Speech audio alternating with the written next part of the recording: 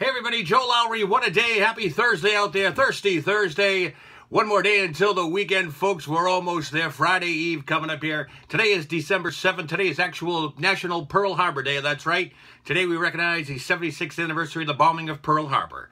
Pearl Harbor Day is observed across the nation in honor of all those who lost their lives in the nation of Pearl Harbor. Several Navy ships were destroyed, and there were more than 3,500 Americans who lost their lives or were wounded on that solemn day. Moving on, the Boston Celtics won their fourth straight game in a row by defeating the Dallas Mavericks 97-90 last night at the Garden. Kyrie Irving bucketed 23 points with the win. Celtics improved their best record in the NBA to 22-4. The C's begin a three-game road trip as they travel to San Antonio to take on the Spurs this Friday night. Tip-off is at 9:30, and over at the Garden tonight, the Bruins back in action as they host the Arizona Coyotes. 7:05 face-off time. In other NFL news, Roger Goodell has signed a 5-year contract extension to remain the commissioner of the NFL, with his new deal running through 2023 and worth $200 million over the life of the contract. The commissioner also has certain incentives to meet, which result in additional money. Now get this, among these incentives are continued increases in revenues, that's a gimme, stable or rising TV ratings, that's going to be a challenge, a new labor agreement with the players, that's always a big deal as this one expires in 2021, and how much the NFL gets in rights and fees when it renews its broadcast contracts. Well, good luck to him, huh?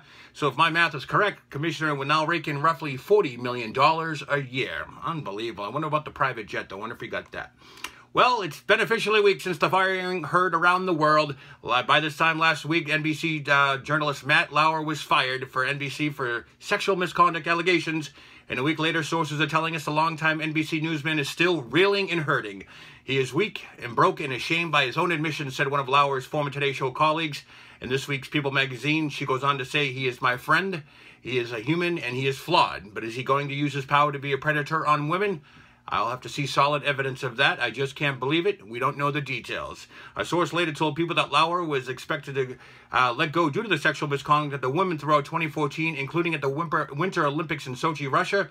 Another source with the knowledge of the situation said Lauer viewed the relationship as consensual and was dumbfounded by the accusations. Now, the reason people are so upset and people are crying on our staff, which is like 80% women, is because he was really loved and treated people really well. And it's shocking to think that this could be this side of him. You can read more about this story in this week's People magazine. Well, months after Lincoln Park frontman Chester Bennington was found dead in his California home on July 20th, autopsy results reveal precisely what was in his system at the time he took his life by hanging him. Autopsy and toxicology results show he had a minute amount of alcohol in his system, and they also found the drug MDMA, more commonly known as ecstasy. These findings seem to corroborate what was found at the scene at the time of his death.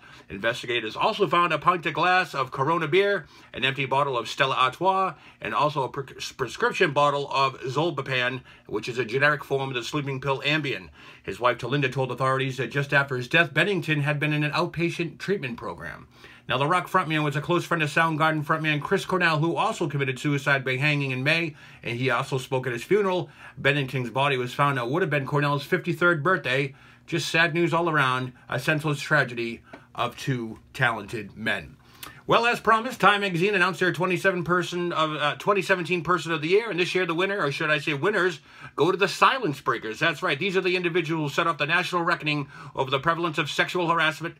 The magazine's editor-in-chief, Edward Felsenthal, revealed the selection Wednesday on the Today Show. Along with the cover is a composite group photo that included actresses Ashley Judd, singer Taylor Swift, and former Uber engineer Susan Fowler, and a woman whose face cannot be seen. Now, the women and the men who broke their silence to share the stories of victimization gave traction to the hashtag #MeToo campaign, which took off on social media and fueled a worldwide discussion on how endemic sexual harassment has been. Felsenthal noted the hashtag, which he called a powerful accelerant, has been used by millions of times in at least 85 countries since 1927.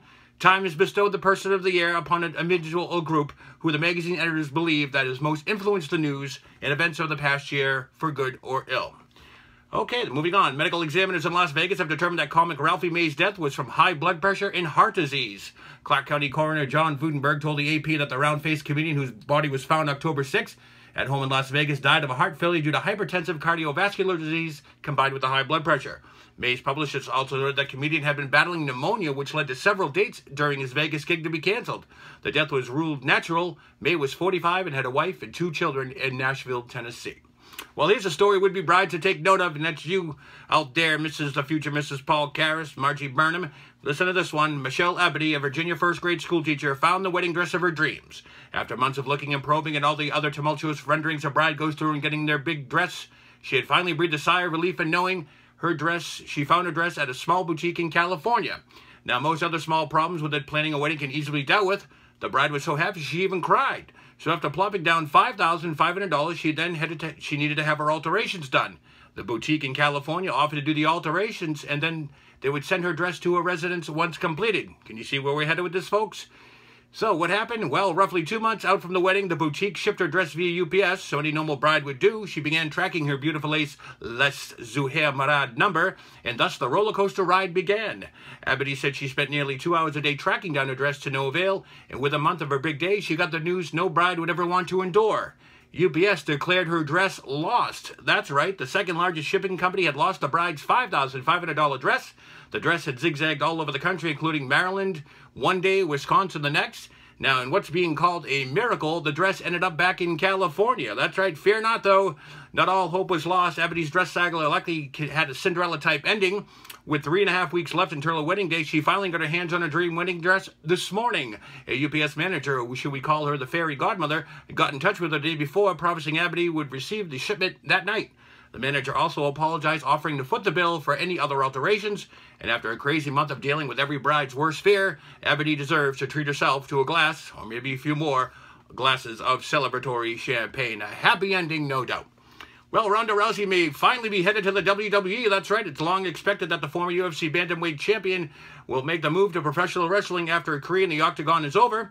Now it looks like it's happening. Rousey, in the midst of finalizing a deal with the WWE, Rousey has made several appearances at several WWE events over the years, but has never competed. However, she has trained with WWE stars in the past. No details yet are available on the 30-year-old's role would be. It's not known if she'll become a full-time member or not, or a part-time member. She will make spot appearances, but her most effective role might be that to similar of Brock Lesnar, who appears several times a year in big matches. Rousey has not fought since losing to Amanda Nunes back in December of 2016. Everyone believes that Rousey will never step foot inside the octagon again. Even UFC President Dana White believes that she does not want to see her in the octagon again. As always, Rousey is a perfect fit for the WWE, and this makes the most sense at this time in her career. Looks like New York Yankees found their new skipper. That's right, former Yankees player Aaron Boone was introduced yesterday by the Yankees as the team's 33rd manager. Boone, if you recall, struck daggers into the Boston Red Sox hearts in 2003 when he hit a walk-off home run, catapulting the Yankees to win the American League Championship. Boone, who is now 44 years old, played in a variety of teams in the majors, including the Indians, Reds, Marlins, Nationals, Astros, and of course the Yankees. Since his retirement in 2009, he has been employed by ESPN as a color analyst. Boone, who will wear number 17, said he knows he'll be judged on wins and losses. Good luck is all I can say. Aaron Boone. Remember that home run? That still kills me to this day. Anyways, and finally today, more fallout on the political front as Senator Al Franken has resigned amidst the sexual misconduct allegations. The senator said he can no longer be effective as a senator. He'll resign in the coming weeks. There's another one gone down. Finally, don't forget to visit my YouTube channel, folks, www.youtube.com/Joe Lowry. What a day. Remember, folks, it's what? That's right. It's free. It's free. It's free. Well, that's it for me. I hope you enjoy the rest of your Thirsty Thursday. We'll see you all tomorrow, Friday, the prelude to the weekend. I'm Joe Lowry. What a day.